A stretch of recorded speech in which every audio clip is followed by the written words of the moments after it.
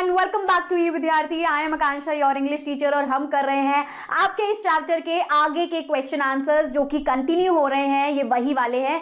सो भाई उससे पहले मैं आपको एक इंपॉर्टेंट बात बता दूं कि भाई अब ई विद्यार्थी आपको दे रहा है फ्री डाउनलोड। जो चाहिए वो आप डाउनलोड कर सकते हैं, क्लास वाइज, सब्जेक्ट वाइज। यहां पर आप कर सकते हैं एमसीक्यू की प्रैक्टिस, साथ ही साथ आपको मिल जाने वाली है एक समरी भी और एनसीईआरटी के सॉल्यूशंस जो हम ढूंढ ही रहे होते हैं कि कहां मिल जाएंगे, है ना। तो भाई ये वीडियो पूरी देखेंगे, उसके बाद जो चाहिए वो डाउनलोड कर लेंगे। तो चलिए आइए स्टार्ट करते हैं क्वेश्चन आंसर्स को।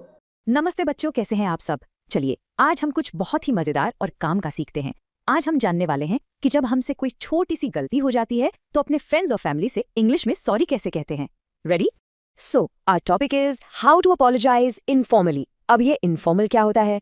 इनफॉर्मल का मतलब है जब हम अपने क्लोज लोगों से बात करते हैं, जैसे हमारे दोस्त, भाई बहन या पेरेंट्स। ये ऑफिशियल तरीके से बिल्कुल अलग होता है, बिल्कुल फ्रेंडली वाला style. The speaker of the poem might have felt sorry for stepping on Mrs. Jones' flower. When we make a mistake, we must express regret and apologize for our actions.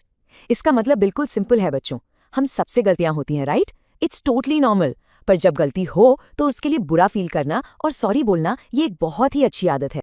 When we apologize to a friend or a family member, we use informal language.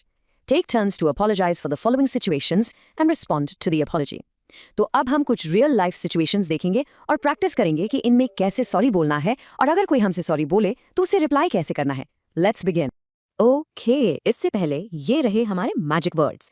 एक तरफ है phrases for apology, यानी माफी मांगने के तरीके, जैसे I am sorry about, I am really sorry, please forgive me for, या sorry I didn't mean to. और दूसरी तरफ है phrases to respond to apology, यानी माफी एक्सेप्ट करने के तरीके, that's all right, it's no big deal, no problem, these things happen. Got it? चलो अब इनको यूज करते हैं। Situation 1. You have eaten your brother's share of sweets. Oops. पहली सिचुएशन ये है कि आपने अपने भाई के हिस्से की मिठाई खा ली है। अब क्या करोगे? सोचो सोचो, कैसे सॉरी बोलोगे? चलिए आंसर देखते हैं। And the answer is apology.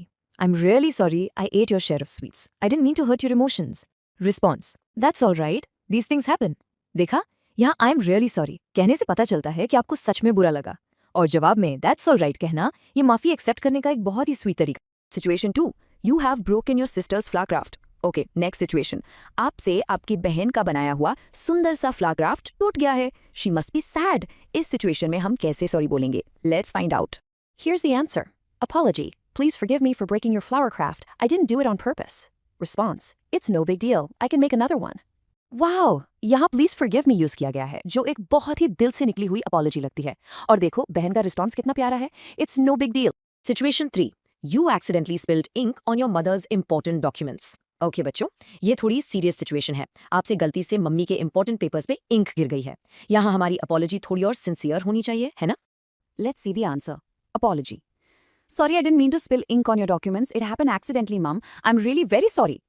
Response, These things happen. Just be careful next time. देखा आपने, यहाँ सॉरी के साथ आई एम रियली वेरी सॉरी भी ऐड किया गया है।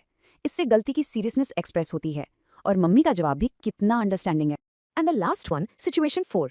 You forgot to bring your friend's notebook to the school after borrowing it. ये तो स्कूल में बहुत कॉमन है, राइट? आप अपने दोस्त की नोटबुक घर भूल गए, अब कैसे सॉरी बोलेंगे? Here we go. Answer. Apology. I'm sorry for forgetting your notebook. I'll bring it tomorrow for sure. Response. No problem. Just don't forget it again. इस अपॉलॉजी में सबसे इंपॉर्टेंट पार्ट है I'll bring it tomorrow for sure. ये सिर्फ sorry नहीं है, ये एक प्रॉमिस है कि आप अपनी गलती सुधारोगे। This is a very good apology. Great work today. Practice makes perfect. बहुत ही बढ़िया काम किया आप सबने। अच्छा, जरा सोचिए, क्या आपके साथ कभी ऐसा हुआ है कि आपसे कोई गलती हो गई और आपको बिल्कुल समझ नहीं आया कि अब क्या बोलना है? ऐसा हो जाता है, and that's totally okay.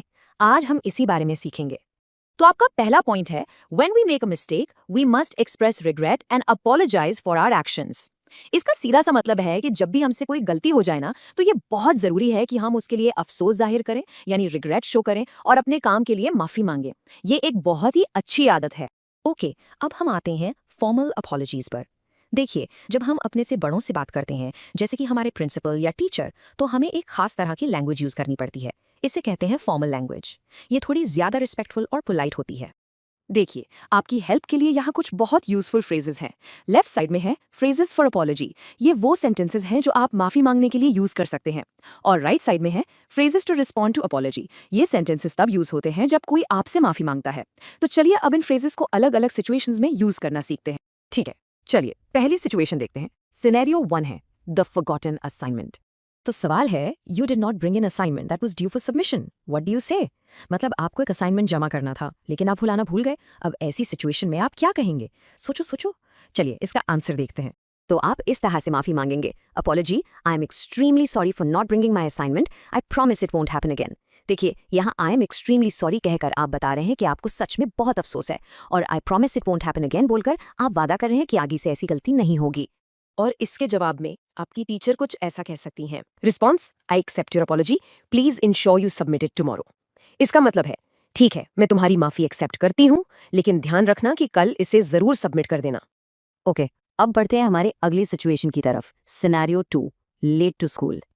अब ये सिचुएशन थोड़ी सीरियस है। Question, you were late to school for the past 3 days and had to meet the principal, what do you से?